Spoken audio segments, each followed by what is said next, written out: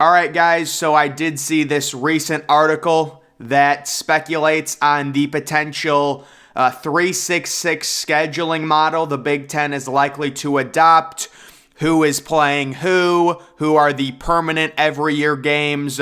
That's all speculated in here, and I'm going to kind of react to the different, matchups that they have every single year. It says Big Ten football schedule projecting permanent rivals for each team with USC and UCLA joining the league next summer. The Big Ten hasn't made any scheduling announcements, but it's widely expected that the current division format will be scrapped. However, the 9-game conference schedule the league has used for the last few years will remain. And guys, I actually speculated that I would love to see college football with all of these potential super conferences forming. I would love to see college football go to a 10-game conference format where you have 2 non-conference games, one of them is a home and home, and the other is like a MAC school or whatever. Because we all know when it comes to non-conference scheduling, like every Big Ten team faces 2 cupcakes and then one, home and home Power 5 opponent. And I just think we should try and eliminate as many cupcakes as possible, especially with the 12-team playoff now. It should give teams more flexibility in terms of them scheduling tougher opponents out of conference, and then maybe if they don't do that, we could introduce a 10-game conference schedule because we really want to trim the fat off of these, horrible games we've seen, like when Alabama faces an FCS team, Ohio State's facing, Youngstown State this coming year. Every team does it, and it's really a waste of time, especially when you've got such few games as it is, with teams playing only 12 regular season games. I saw another rumor where the SEC was like, maybe we should stay at 8 conference games, even with Texas and Oklahoma joining. Could you imagine that? What a joke that is. Minimum, the SEC needs to go to 9 conference games with the expansion of Texas and Oklahoma. And then it says that's a 366 model. Each school has 3 permanent rivals they play every year. Then they split the remaining 12 conference schools they play every other year, so you never go more than 2 years without playing a school or 4 without hosting one. That is just an explanation of the 366 model. The tricky part is figuring out the 3 permanent rivals. I do not envy those deciding upon this because I can guarantee that all 16 fan bases and schools will be upset.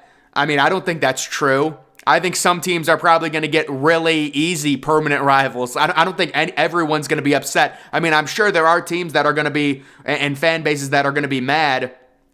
I know because I spent a lot of time trying to figure out a scheduling format that made the most sense for all involved and kept things in competitive balance. Turns out it's impossible. So that just kind of talks about the overall strategy behind it. And then let's get into actually looking at the 3 permanent opponents each of these teams would face. This is just a model. This is just a forecast on, a projection. This is not really the official format, but you can see Illinois facing Northwestern, Purdue, and UCLA every single year. Indiana gets Michigan, Northwestern, Purdue. Iowa gets Minnesota, Nebraska, and Wisconsin. Maryland gets Minnesota, Penn State, and Rutgers. Michigan gets Indiana, Michigan State, and Ohio State. Michigan State gets Michigan, Rutgers, and USC. Michigan State is getting screwed there, facing both Michigan and USC every single year. Maybe it balances out with Rutgers, but that's rough. Minnesota gets Iowa, Maryland, and Wisconsin. That's not that easy either, facing Iowa and Wisconsin every year. Nebraska gets Iowa, UCLA, Wisconsin. That's not an easy one either, facing Iowa, UCLA, and Wisconsin every year. Those are 3 quality opponents. Northwestern gets Illinois, Indiana, USC. Ohio State gets Michigan, Penn State, and Purdue. That's ridiculous. There's no, if you're going to make Ohio State face Michigan and Penn State every year in a 366 format, the third team has to be Indiana or Northwestern, right? I don't know. I mean, Northwestern is getting a new stadium. Maybe they'll be better, but no, I mean, that's tough for Ohio State because Purdue, we know Ohio State traveling on the road. It's been a house of horrors. I think Ohio State actually goes to Purdue next year, but yeah, that's rough facing those three teams every year. Penn State gets Maryland, Ohio State, and Rutgers. Boy, Penn State lucks out if that happens. Purdue gets Illinois, Indiana, and Ohio State. Rutgers gets Maryland, Michigan State, and Penn State. UCLA gets Illinois, Nebraska, and USC. USC gets Michigan State, Northwestern, UCLA. That's pretty balanced. I like that. And then Wisconsin gets Iowa, Minnesota, and Nebraska. So I would say they did a pretty decent job balancing these. Ohio State and Michigan State, probably the two schools that get screwed in terms of who they have to face. But I think it's a decent job overall. I mean, there's no exact way to do it. But like the only real change that I would make is, I mean, for Penn State, it does seem a little light. Maryland and Rutgers. Maybe you think Rutgers is going to be better in the future, but those are two. I mean, Maryland's been decent recently, I guess, and they're facing Ohio State every year. But Ohio State, obviously, you know, they're always going to face Michigan, and then it just comes down to, do you also have them face Penn State? And then if you have them face Penn State, I think the third team has to be like an Indiana or a Rutgers or a Cream Puff or like a Northwestern type team, or even like an Illinois if you want to do. I know Ohio State and Illinois have a trophy game, but I don't think they would really, you know, factor that in very much.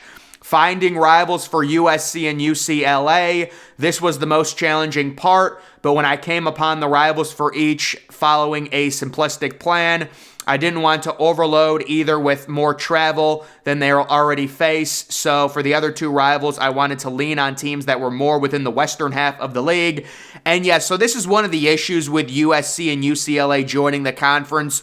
You're going to have to make schedules that cater towards their travel needs. That's one of the reasons I've speculated that the Big Ten tries a West Wing with the addition of both Washington and Oregon. It would really mitigate the travel problems when it comes to those teams facing each other and then really only traveling east, maybe for like 2 or 3 weeks straight.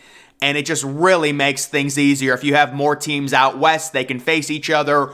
Oregon can travel to USC, UCLA can travel to Washington, and it becomes a lot easier. And then it says Ohio State has a tough road. If you look at the programs you consider the Big Ten's historic powers and national title contenders in the league, Michigan, Ohio State, Penn State, USC, it's safe to say Ohio State gets the toughest draw when it comes to permanent rivals. And yeah, I mean, the permanent rivals thing with Ohio State, they're basically guaranteed to face Michigan.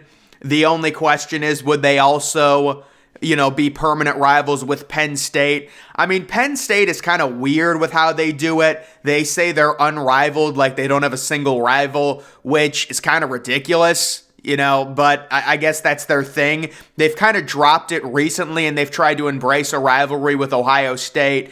But, you know, I don't know how they would do that. I think when it comes to USC and UCLA, you would try and cater to their travel needs. So in terms of like permanent rivals, I don't think USC would be a permanent rival with Ohio State. If it's a 3-6-6 scheduling format, I mean, Ohio State and USC are already facing each other every other year. The one big issue, like if you're going to give Ohio State, Michigan, and Penn State every year, every other year Ohio State would have to face Michigan, Penn State, and USC. So I mean, that's tough, you know, but again, I don't think there's really no way to make this to where it's completely balanced, but certainly this is looking pretty tough for Ohio State if this is how it worked out, and I'm sure they might cater to giving Ohio State tougher games because they recruit the best in the conference by far. When it comes to Penn State, the Nittany Lions get both Rutgers and Maryland. So I don't think you really have to, you know, they're saying it's because of the location of those two schools It may surprise you that Penn State has played more games against Maryland than any other Big Ten team. Yeah, I don't think any of that matters when you're factoring in 2024 scheduling, you know? Like, what type of historic rivalry does Penn State and Rutgers really have at this point? It's like there's really, that would not be a motivation to put Penn State and Rutgers together. I would want to balance everything 100%. But again, this is just speculation. With Michigan, you have to keep the Ohio State and Michigan State games. Yeah, guys, Michigan and Michigan State, they hate each other. I mean, every year, those fan bases just hate each other. It's kind of, not that it's a different level from Ohio State versus Michigan, because that's the game and that's always going to be the number one ratings, but Michigan and Michigan State, I mean, that's a game that has to be played every year, no questions asked. While I'd have preferred to make Michigan's third rival Minnesota, giving the Gophers Iowa, Wisconsin, and Michigan feels like too much, so I settled on Indiana. Yeah, that would be a lot for Minnesota. 3, Iowa, Wisconsin, and that'd be too much. I agree. You can't do that. This left Ohio State facing both Michigan and Penn State every season. It's a demanding schedule, but then again, we can't forget television in this process, and networks will want those games every season. Yeah, that is another sticking point. I'm sure the TV networks are going to want Ohio State to face Michigan and Penn State every season, as opposed to, you know, facing Penn State every other year. Obviously, Ohio State and Michigan are going to play every year no matter what. That's just a given. But it does seem like, based on TV ratings and things like that, one of these teams, one of the big 3 teams in the East, might get screwed and might get a really 3 tough permanent rivals, or at least 2 really tough permanent rivals. So this is just a speculation. You know, we'll see what ends up happening, what format they go with, but it is expected to be a model similar to this, and, you know, trying to balance this will be something interesting. They'll definitely, with USC and UCLA, try and cater to those teams, and I'm sure USC and UCLA will be facing each other, and that will be a Big Ten game, so imagine that. But yeah, let's just go back to USC and UCLA. So they have UCLA facing Illinois, Nebraska, and USC. I think that's a win for UCLA. And then they have USC facing Michigan State, Northwestern.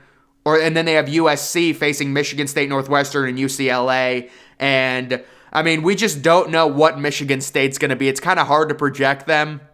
They were really bad this past year, but the year before they made a New Year's Six game. So I don't know, guys. Either way, we'll have to see what happens when it comes to the Big Ten schedule with UCLA and USC joining, and then maybe even down the line, Wisconsin and Oregon joining as well, which would kind of make the scheduling format a lot more balanced in my mind, but that's just speculation. Guys, that's going to do it for this video. Make sure you're following me on Twitter. Link to that's always in the description. I'm, of course, the Depressed Ginger. Thank you for watching.